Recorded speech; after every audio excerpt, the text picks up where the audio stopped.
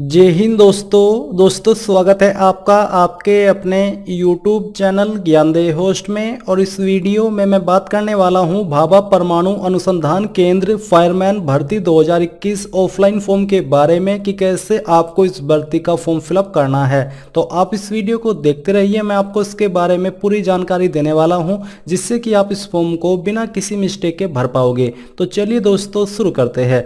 दोस्तों यहाँ पर अभी जो आप वीडियो में देख पा रहे हो ये आपका ऑफिशियल नोटिफिकेशन है। पहले मैं आपको इसके एलिजिबिलिटी के बारे में बता दूं, फिर मैं आपको बताता हूं कि कैसे आपको ये फॉर्म ऑफलाइन वे में भरना है, क्योंकि ऑफलाइन वे में ही ये फॉर्म भरा जाएगा। तो यहाँ पर दोस्तों जो आपकी इंपोर्टेंट डेट्स है इसके अकॉर्डिंग आप लोग 20 अगस्त 2021 से लेकर के 15 अक्टूबर 2021 तक इस फॉर्म को भर पाएंगे। एज लिमिट आपकी मिनिमम 18 साल है, मैक्सिमम एज आपकी ड्राइवर की पोस्ट के लिए 27 साल है और सब ऑफिसर की पोस्ट के लिए 40 साल है। यहाँ पर आप वैकेंसी डिटेल और सैलरी देख लीजिए कि कौन सी पोस्ट पर आपको क्या सैलरी दी जाएगी।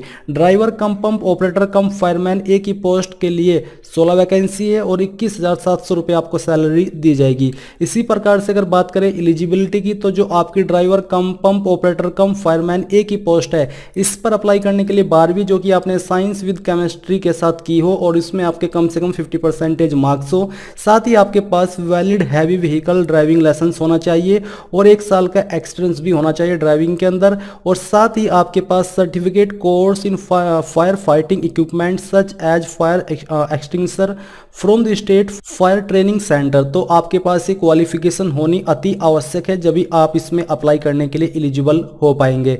सब ऑफिसर बी की पोस्ट पर अप्लाई करने के लिए 12वीं पास की योग्यता, साथ ही आपसे हैवी व्हीकल का ड्राइविंग लाइसेंस मांगा है एंड यहाँ पर 12 साल का एक्सपीरियंस भी आपसे मांगा है, 5 साल का लीडिंग फायरमैन और अन्य आपका इनमें डिसिप्लिन में मांगा है जो कि यहाँ पर दिया जा रहा है। अब अगर आप इसमें एलिजिबल हो अप्लाई करने के लिए तो आप आगे इस वीडियो को देखते रहिए, मैं आपको पूरी जानकारी देने वाला हूँ। यहाँ पर आप फिजिकल स्टैंडर्ड भी देख लीजिए और फिजिकल एंड्योरेंस टेस्ट भी देख लीजिए जो कि आपसे इस पोस्ट पर अप्लाई करने के लिए मांगा है, जो क्वालिफिकेशन की एलिजिबिलिटी है उसके अलावा। तो ये आपका एप्लीकेशन फॉर्म है, ये आपको इसी नोटिफिकेशन में नीचे की तरफ मिल जाएगा। आपको क्या करना है, आपको यहाँ पर पेज नंबर 6 से लेकर नीचे तक इसको प्रिंट करा करके ले आना है।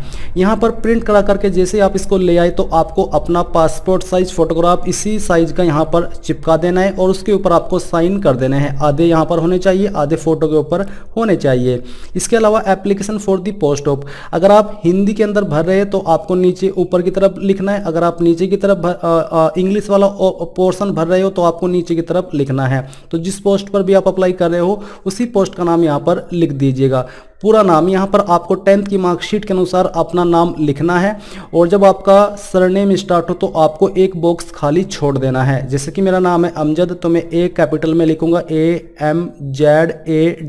इसके बाद मेरा सरनेम है मलिक तो मैं एक बॉक्स खाली छोड़ूंगा और उसके बाद में MALIK इस प्रकार से लिखूंगा, तो आपको भी ऐसे ही लिखना है। नेशनलिटी में आपको यहाँ पर सामने INDIAN यानी कि इंडियन लिख देना है। आपका सेक्स यानी कि जेंडर क्या है, मेल फीमेल या फिर ट्रांसजेंडर, तो जो भी आपका है उसी के सामने आपको यहाँ पर जो आप देख पा रहे हो क्रॉस का निशान वो लगा देना है। तो यहाँ पर आपको M के सामने क्रॉस लगाना है, अगर मेल हो, नहीं तो आपको F के सामने क्रॉस का निशान लगाना होगा। डेट ऑफ बर्थ आपको यहाँ पर 10th की मार्कशीट के अनुसार लिख देनी है। फिर इसके बाद यहाँ पर 5 पॉइंट में आपसे पूछा है कि आपकी उम्र 15 अक्टूबर 2021 तक कितने दिन, कितने महीने और कितने साल की हो जाती है, वो आपको यहाँ पर एज कैलकुलेट करके लिख देना है। कास्ट कैटेगरी आपकी कौन सी है वही कैटेगरी आपको यहाँ पर उसी में आपको क्रॉस का निशान लगाना है। और साथ ही जो आपकी सब कास्ट है, जैसे कि मैं OBC के अंदर आता हूँ और मेरी जो कास्ट है वो उसको मलिक है तो मैं यहाँ पर मलिक या तेली लिख सकता हूँ। इस तरह से आपको अपनी सब कास्ट लिख देनी है जो भी आपकी सब कास्ट है। फिर इसके बाद यहाँ पर दोस्तों 7 पॉइंट में आपसे पूछा कि क्या आप उस परिवार से बिलोंग करते हो, अगर हाँ तो आपको हाँ के सामने क्रॉस का निशान लगाना है, नहीं तो आपको नहीं के सामने क्रॉस का निशान लगाना है। क्या आप अल्पसंख्यक समुदाय से है, अगर हाँ तो आपको यहाँ पर आपकी जो भी समुदाय है इनमें में से जो यहाँ पर मेंशन की गई है उसी का नाम आपको लिख देना है। क्या आप 1/1/1980 से 31/12/1989 के बीच जम्मू एंड कश्मीर के निवासी थे? अगर हाँ तो यहाँ पर आपको उसके सामने क्रॉस का निशान लगाना है, नहीं तो आपको नहीं के सामने लगाना है। इसी प्रकार से क्या आप केंद्र सरकार के असैनिक कर्मचारी है? इसका आंसर आपको यस नो में दे देना है। क्या आप भूतपूर्व सैनिक हैं? यहाँ पर आपको यस नो में आंसर करना है। क्या आप आर्थिक रूप से कमजोर वर्ग से आते हैं? अगर हाँ तो यहाँ पर यस के सामने, नहीं तो आपको नो के सामने क्रॉस का निशान लगाना होगा। 13 पॉइंट है एड्रेस का। यह है कोरस्पोंडेंस यानी कि प्रेजेंट एड्रेस और यह है आपका परमानेंट एड्रेस। तो जो भी आपका एड्रेस है आपकी आईडी के अकॉर्डिंग वो यहाँ पर आपको लिख देना है। अगर एड्रेस काफ़ी लॉन्ग है तो आपको एड्रेस लाइन 1 2 3 का इस्तेमाल कर लेना है, यानी कि सभी लाइन को भर देना है। सिटी के सामने आपकी जो भी सिटी है उसका नाम लिखना है। स्टेट के सामने अपनी स्टेट का नाम। कैंडिडेट इसमें ऑल इंडिया से अप्लाई कर पाएंगे और यहाँ पर आपको अपना पिन कोड डाल देना है। अगर आपका प्रेजेंट यानी कि कोरस्पोंडेंस और परमानेंट एड्रेस सेम है तो जो एड्रेस आपने यहाँ पर भरा है वही एड्रेस यहाँ पर भर दीजिए।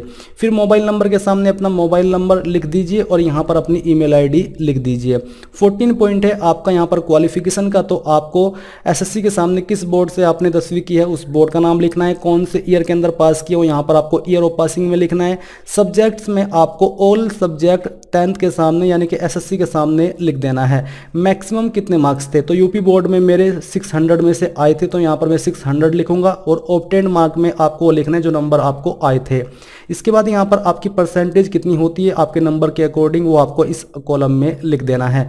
सेम वे में आपको 12वीं की जानकारी भरनी है और इस बार यहाँ पर आपको सब्जेक्ट में अपने सभी सब्जेक्ट के नाम लिख देने हैं और बाकी की जानकारी सेम वे में भरनी है जैसे कि आपने 10वीं की जानकारी भरी है। फिर यहाँ पर दोस्तों आपसे जो सर्टिफिकेट के लिए सर्टिफिकेट मांगा है राज्य अग्निशामक प्रशिक्षण केंद्र से उसकी जानकारी आपको देनी है। आपको name of the fire training centre, कहाँ से आपने ये सर्टिफिकेट लिया है उसका सेंटर का नाम देना है। डेट ऑफ इशू, कब ये सर्टिफिकेट इशू हुआ था वो आपको यहाँ पर देना है जो कि आपके सर्टिफिकेट के ऊपर मिल जाएगी। रिमार्क्स आप इसमें कुछ भी दे सकते हैं जो भी आपको टिप्पणी करनी है इसके बारे में। इसके बाद 14 पॉइंट का बी है, ये आपका ड्राइविंग लाइसेंस के लिए है। आपको यहाँ पर अगर आपके पास हल्का यानी कि लाइट व्हीकल ड्राइविंग लाइसेंस है तो आपको उसकी इश्यू डेट यहाँ पर डालनी है और जो ड्राइविंग लाइसेंस नंबर है वो यहाँ पर लिख देना है। अगर आपके पास हैवी व्हीकल ड्राइविंग लाइसेंस है तो यहाँ पर उसकी डेट ऑफ इशू और उसका नंबर लिख देना है। फिर दोस्तों यहाँ पर आपको बोला कि यदि आवेदक वर्तमान में कोई पढ़ाई कर रहे हैं तो उसकी जानकारी दे। आपको कोर्स का नाम देना है, यूनिवर्सिटी का नाम देना है अगर कर रहे हो, नहीं तो आप इसको खाली छोड़ सकते हैं। फुल टाइम है, पार्ट टाइम है, ड्यूरेशन ऑफ द कोर्स, कितने साल का आपका कोर्स है, नंबर ऑफ सेमेस्टर्स की संख्या और मार्क्स कितने आपको प्राप्त हुए अभी तक वो आपको लिखना होगा। इसके बाद 16 पॉइंट है एक्सपीरियंस किया तो अगर आपको यहाँ पर एक्सपीरियंस की जानकारी देनी है। Name and address of the employer, आपको उस कंपनी या उस बंदे का नाम देना है जहाँ पर आप काम कर रहे हो, नेम भी और उसका एड्रेस भी। किस पोस्ट पर काम कर रहे हो यहाँ पर आपको लिखना है कि क्या केंद्र राज्य सरकार बेसिकली किस तरह का वो डिपार्टमेंट है उसके बारे में आपको यहाँ पर लिखना है जो कि यहाँ पर आपको मेंशन किए गए हैं। कब से लेकर के कब तक आपने काम किया है वो डेट यहाँ पर डालनी है, जब तक किया था वो डेट आपको 2 वाले कॉलम में डालनी है। जॉब आपकी स्थायी थी या फिर परमानेंट वो आपको बताना है। सेवा त्यागने के कारण किस वजह से जॉब छोड़ी उसका छोटा सा रीजन आप यहाँ पर दे दीजिए। बॉन्ड इफ यानी कोई बॉन्ड था तो आपको यहाँ पर उसकी जानकारी दे देनी है।